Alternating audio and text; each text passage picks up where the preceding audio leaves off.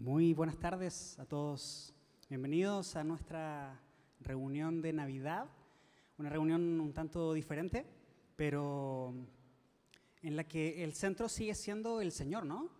El centro sigue siendo Dios, porque cualquier actividad que hagamos como comunidad, como cristianos, como creyentes, debe tener, por definición, casi a Dios como el centro de cada una de estas actividades.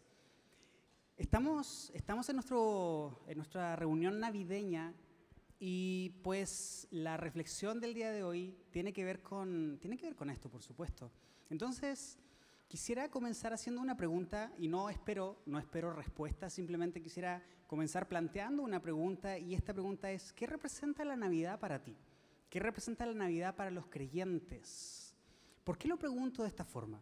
Lo pregunto de esta manera porque me da la impresión a mí, cuando he platicado con algunas personas, y creo que por lo que he visto en mis cortos años de vida, que la Navidad para la mayoría de las personas representa como, y la verdad es que me cuesta un poco definirlo, estuve pensándolo, pero aún así me cuesta un poco definirlo porque es como esta sensación que te da como en esta región, ¿sabes? Cuando estás viendo algo que te causa así como un... No sé cómo definir eso. Como cuando estás viendo un bebito, ¿sabes? ¿Y cuál es la reacción natural de nosotros cuando vemos un bebito? Oh, un bebito. Está simpático. ¿Sí o no? Es como las primeras reacciones que tenemos cuando vemos a un bebé. Y sobre todo cuando pensamos en las condiciones en las que se encuentra este bebé. Si pensamos en la encarnación de Jesús, Jesús como un niño, como un bebé recién nacido en un pesebre, en un ambiente hostil, en un ambiente difícil, en una familia de bajos recursos, en un ambiente muy complicado, en un ambiente muy complejo, se despiertan en nosotros no solamente estos sentimientos como de ¡ay, qué niño más adorable!, sino que también se despiertan en nosotros estos sentimientos de pobrecito, ¿y cómo le hará? ¿Cómo le harán sus papás? Pobrecito, pobre su condición. Creo que por mucho tiempo la Navidad ha representado esto para la mayoría de nosotros y creo que es uno de las formas en las que, voy a decirlo de esta forma, es una de las maneras en las que Satanás ha querido desviar la atención de lo que significa la Navidad. Porque pasamos de lo que es importante y relevante que se describe en la palabra de Dios a un sentimiento que se despierta en nosotros, en el que queremos ser mejores personas, en el que queremos recibir inspiración para tener una familia más unida, en el que esperamos pasar un fin de año en comunión, sin pleitos. Si no hablamos con alguien hace mucho tiempo, esperamos que en estas fechas se despierten como esas emociones y esos sentimientos para poder levantar el teléfono y marcar y encontrarte con esa persona con quien no te has visto hace mucho, aludiendo a esto, el sentimiento de unidad familiar. Como si el motivo primario de la Navidad y de la venida de Jesús a esta tierra, de tomar esta forma de carne, igual que tú, igual que yo, tuviera el propósito primario de inspirarnos a ser mejores personas, de inspirarnos a tener una mejor unión familiar, de inspirarnos a tener buenos motivos para iniciar el año que está por comenzar. Creo que hemos reducido el significado de la Navidad a una emoción que en lo que todos nosotros hemos experimentado va disminuyendo a medida que avanza el año. Todos comenzamos con propósitos, todos comenzamos con metas. Este año sí, comenzando el año voy a esto. Y creo que todos nosotros hemos experimentado cómo ese deseo con el que iniciamos el año se va desvaneciendo poco a poco a medida que el año va avanzando. Y cuando la Navidad la observamos desde esta perspectiva, como te digo, reducimos el significado de la Navidad a esta emoción, a este sentimiento que desvirtúa completamente lo que la palabra de Dios nos dice acerca del nacimiento de nuestro Señor Jesucristo. El día de hoy quiero compartir contigo 4 cosas que se nos revelan en el nacimiento de Cristo. Y mi oración es que al terminar con esta reflexión, nuestro pensamiento, nuestra perspectiva acerca de la Navidad y acerca del nacimiento de nuestro Señor Jesucristo se alinee un poco más a la perspectiva que la palabra del Señor nos ofrece. 4 cosas que se nos revelan en el nacimiento de Cristo. Hay muchas más, pero solamente quiero compartir rápidamente 4 de estas. No tenemos un pasaje principal, vamos a ir haciendo algunas lecturas a medida que vayamos avanzando. La primera de estas cosas que se nos revelan en el nacimiento de Jesús, nuestro Señor, es la humillación de Cristo. El Rey del universo, creador del cielo y de la tierra, nace en pobreza, nace en oscuridad, mostrando que la gracia de Dios condesciende con toda la humanidad. Filipenses, capítulo 2, versículos 5 al 8, dicen: tengan la misma actitud que tuvo Cristo Jesús. Aunque era Dios, no consideró que el ser igual a Dios fuera algo a lo cual aferrarse. En cambio, renunció a sus privilegios divinos, adoptó la humilde posición de un esclavo y nació como un ser humano. Cuando apareció en forma de hombre, se humilló a sí mismo en obediencia a Dios y murió en una cruz como morían los criminales. Este pasaje describe lo que se conoce como el vaciamiento de Cristo, en términos teológicos, la kenosis. Este vaciamiento de Cristo de manera voluntaria, la encarnación de Jesús desde todas las perspectivas posibles, no representa en ningún caso que Dios haya perdido alguno de sus atributos divinos. El que Cristo se haya hecho hombre bajo ninguna circunstancia significa que Él dejó de ser Dios, que Él perdió alguno de todos sus atributos divinos. Todo lo contrario, Él añadió a sí mismo esta naturaleza de carne y hueso como la tuya y la mía. Pero no solamente eso, recibió y abrazó de manera voluntaria, sino que Él también aceptó de manera voluntaria todas las limitaciones que significan ser un ser humano, que significan ser una persona de carne y hueso. El que compartía la gloria con el Padre y con el Espíritu Santo nace en un pesebre, sin ningún tipo de reconocimiento, sin ninguna multitud alrededor recibiéndolo, sin ningún tipo de comodidad. Aquel que llena el cielo y la tierra está ahora en un pesebre, en un cuerpo de un poco más que un par de kilos, en un cuerpo que necesita de otros para su bienestar, en un cuerpo que depende del cuidado de otros. Lo que para el mundo representa una locura, para Dios representa un acto deliberado, un acto totalmente planeado para revelar ¿a quién? A ti y a mí, a la humanidad completa, que la gracia soberana del Señor es la que siempre toma la iniciativa hacia las criaturas rebeldes, como tú y como yo. Es Dios quien siempre da el primer paso. Jesús nació bajo la ley para liberar a los que estaban bajo la ley. Su nacimiento en pobreza, su nacimiento en anonimato, revela su identificación con una humanidad pobre, con una humanidad desnuda, con una humanidad anónima, con una humanidad que está sujeta a la ley. La humillación de Cristo dejando la gloria que compartía con el Padre y con el Espíritu Santo, humillándose al tomar condición de hombre como tú y como yo, nos revela esta identificación contigo y conmigo. Por lo tanto, desde esta perspectiva, la humillación de Cristo, el nacimiento de nuestro Señor, desafía todas nuestras nociones de éxito, nuestras nociones de poder y nuestras nociones de autosuficiencia. Representa todo lo contrario a los valores del mundo.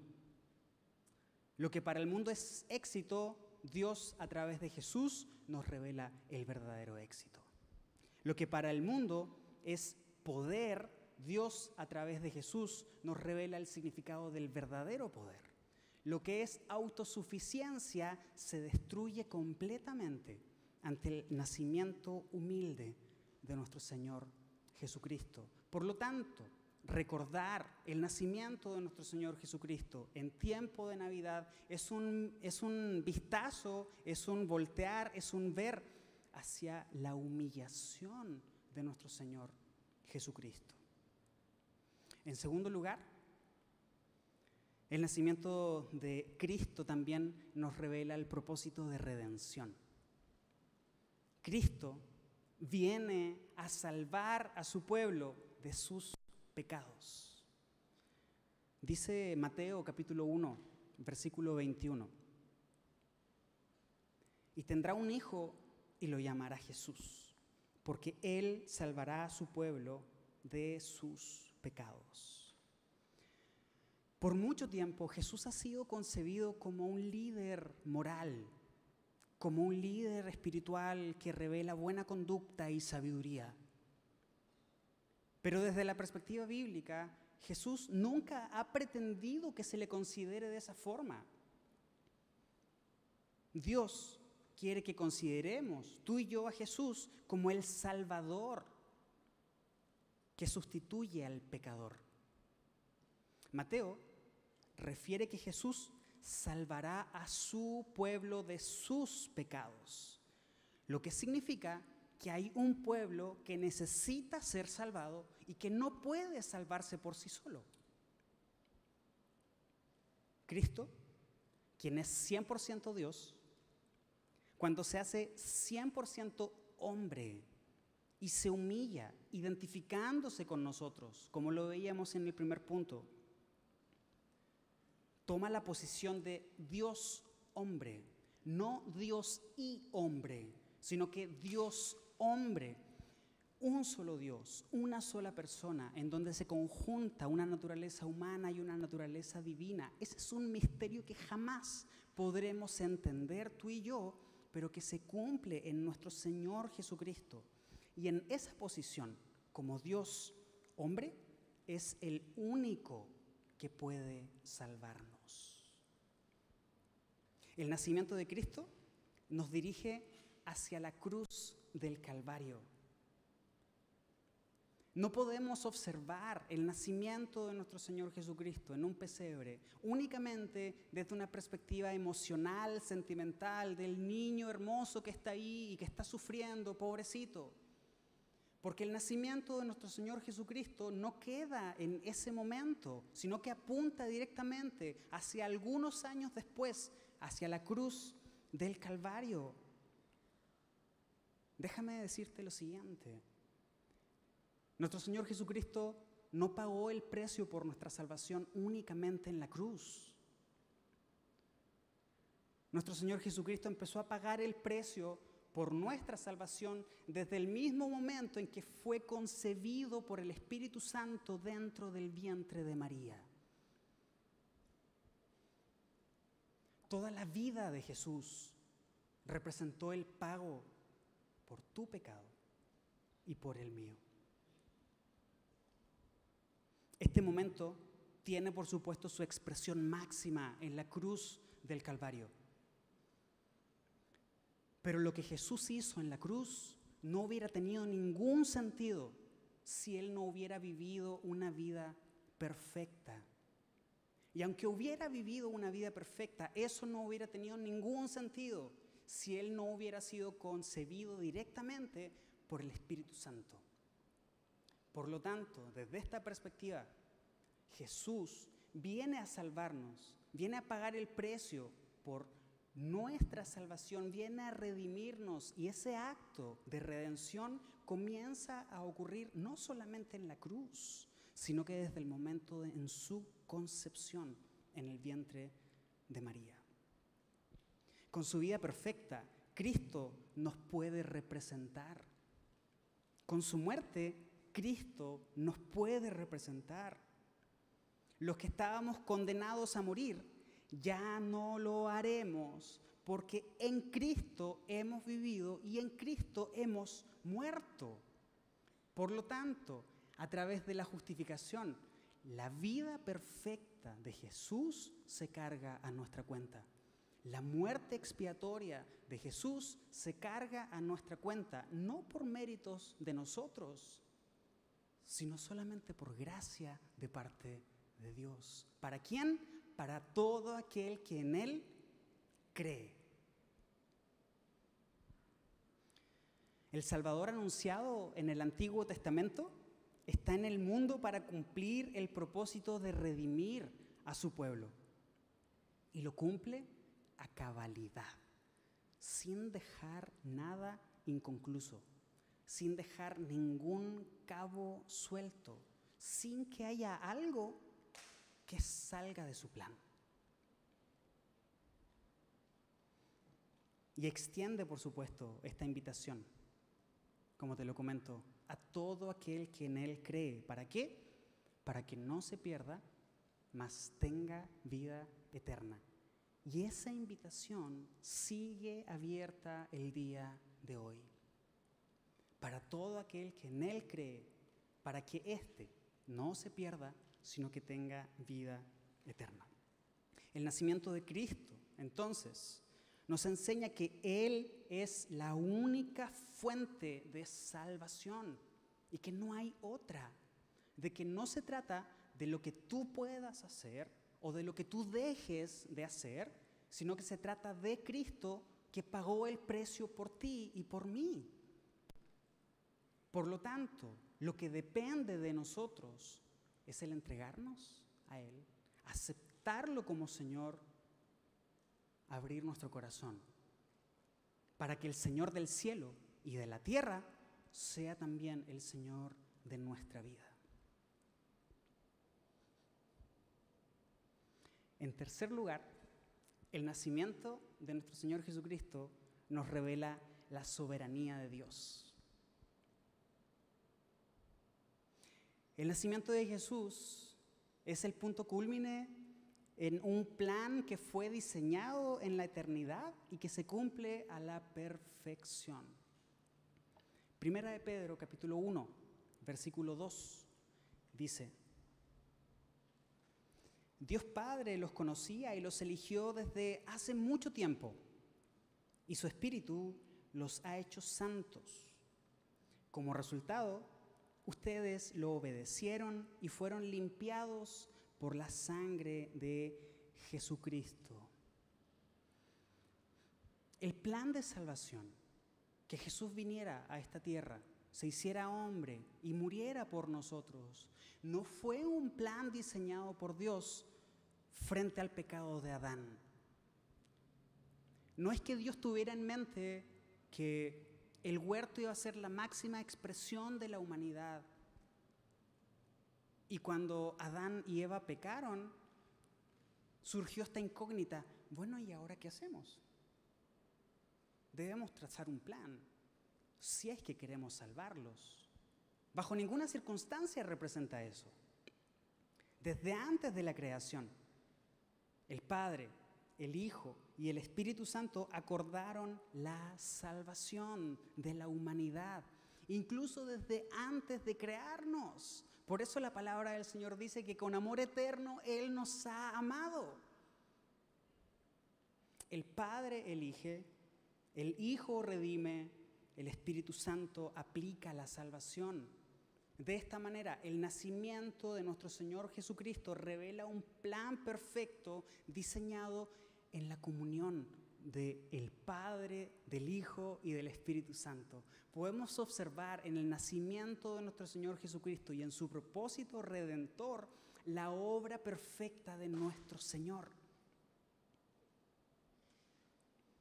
Dios hace el pacto y es Él mismo quien se encarga de cumplirlo. El nacimiento de Cristo revela la soberanía de Dios en la historia. ¿Por qué? Dios elige el lugar, Dios elige el tiempo, Dios elige los medios. Y toda la historia, todos los eventos que ocurren a través de los años apuntan hacia ese evento sublime en la historia del ser humano, tan fuerte, tan potente, tan intenso, que partió a la historia que conocemos en dos, en un antes y en un después. No es un antes y un después de cualquiera, es un antes y un después de Cristo. La irrupción de Dios en la historia fue un evento tan fuerte que no solamente impactó al mundo espiritual, sino que también partió la historia literalmente en un antes y en un después. Cada uno de los eventos anticipados en el Antiguo Testamento, cada uno de los elementos profetizados en el Antiguo Testamento se cumplieron en el nacimiento de nuestro Señor Jesucristo. Desde esta perspectiva, ¿hay algo que escape del control de Dios? Nada. Desde esta perspectiva, ¿hay algo que a Dios se le vaya? ¿Hay algo que Dios diga, bueno, y ahora pasó esto, y qué hacemos con esto? ¿Cómo arreglamos este desorden? ¿Cómo arreglamos este problema? Desde esta perspectiva, entonces tú y yo podemos estar 100% seguros que es Dios quien controla la historia. Y si Dios controla la historia del mundo, ¿qué nos hace suponer que Dios no controla también nuestra propia historia? Si Dios es soberano en cada uno de los eventos, en lo natural, no solamente en lo espiritual, entonces tú y yo podemos también descansar en que cada una de las cosas que suceden están dentro de un plan determinado por Dios. ¿Cuándo? ¿Desde ayer? ¿Desde hace un año? ¿Desde que naciste? No, porque con amor eterno el Señor nos ha amado. María no es una noble. José no es alguien influyente. Los primeros testigos del nacimiento de nuestro Señor Jesucristo fueron unos pastores marginados que fueron avisados por ángeles para ir a verlo. Cada evento revela que la gracia del Señor, la soberanía del Señor ignora cualquier mérito humano y que todo está 100% controlado por Dios.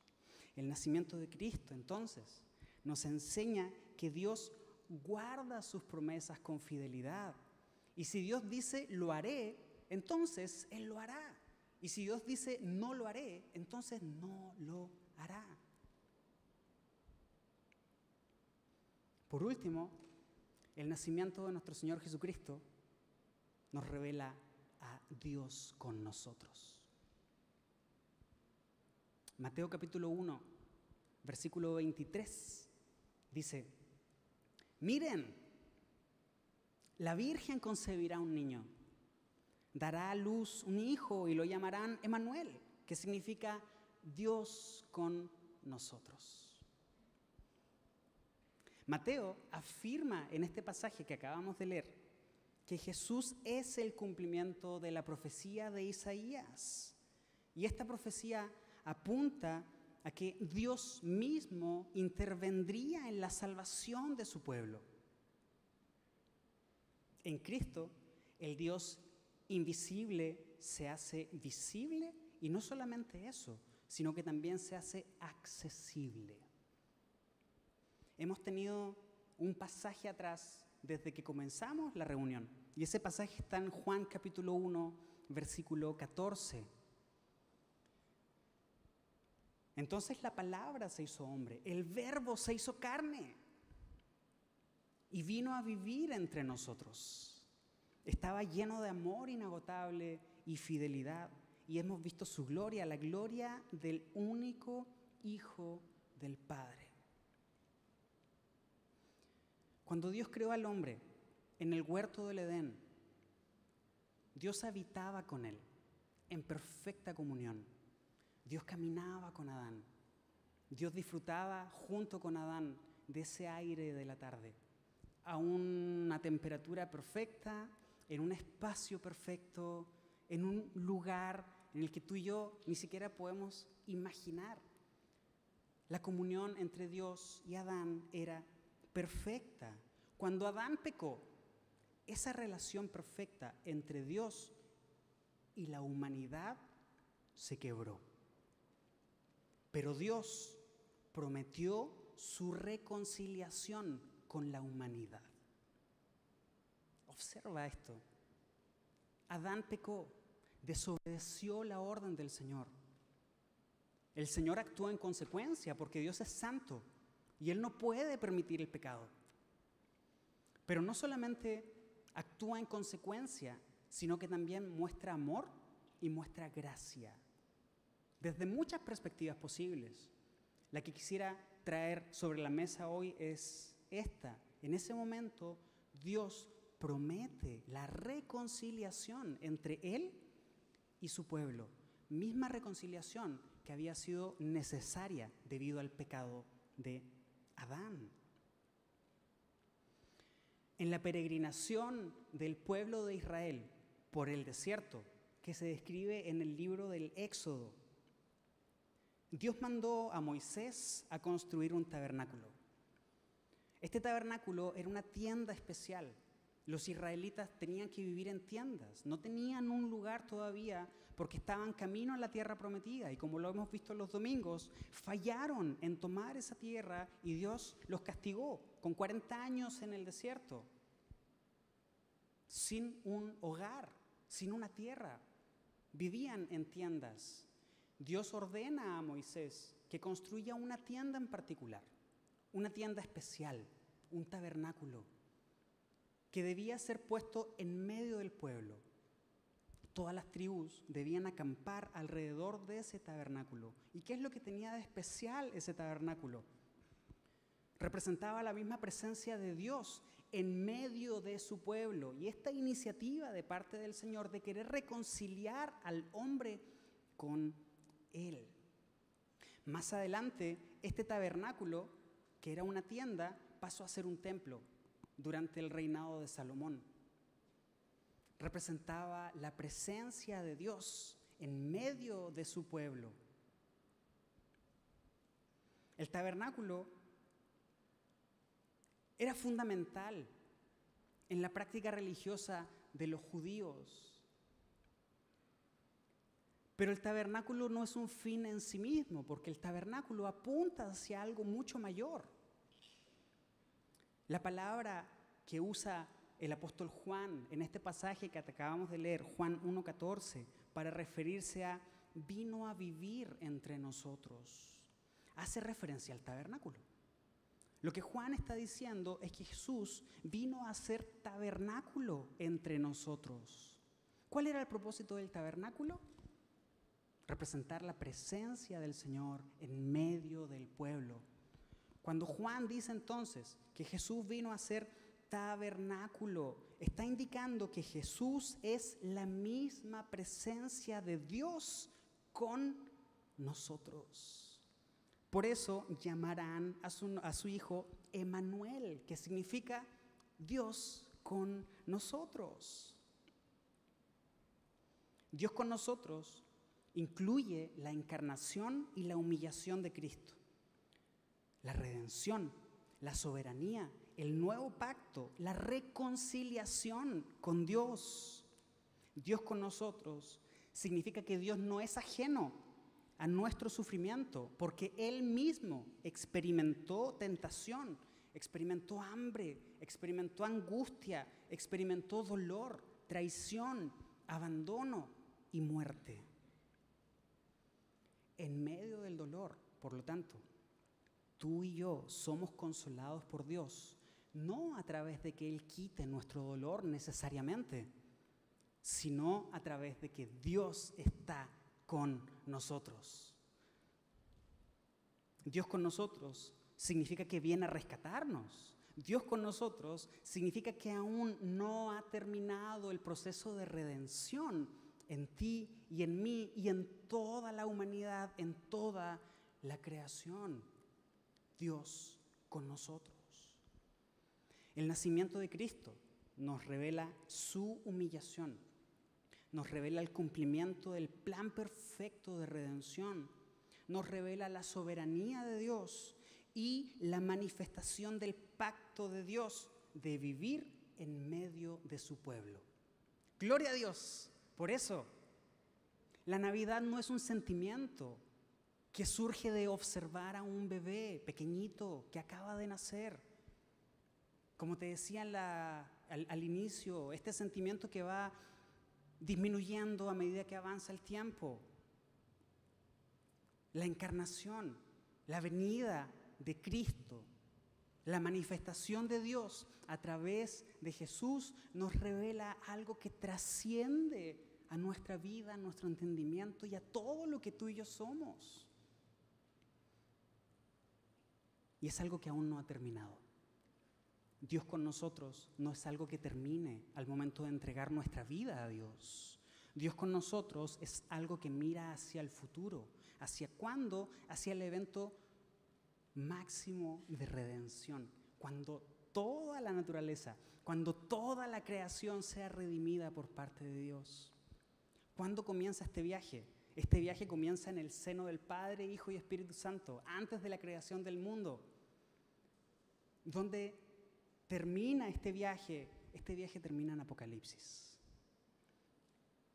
Capítulo 21, versículos 1 al 7.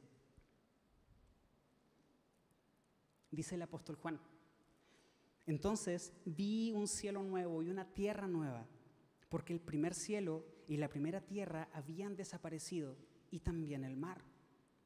Y vi la ciudad santa, la nueva Jerusalén, que descendía del cielo desde la presencia de Dios, como una novia hermosamente vestida para su esposo. Oí una fuerte voz que salía del trono y decía: miren, el hogar de Dios ahora está entre su pueblo. Dios con nosotros, Emmanuel, Dios con nosotros. Él vivirá con ellos y ellos serán su pueblo. Dios mismo estará con ellos. Él les secará toda lágrima de los ojos y no habrá más muerte, ni tristeza, ni llanto, ni dolor.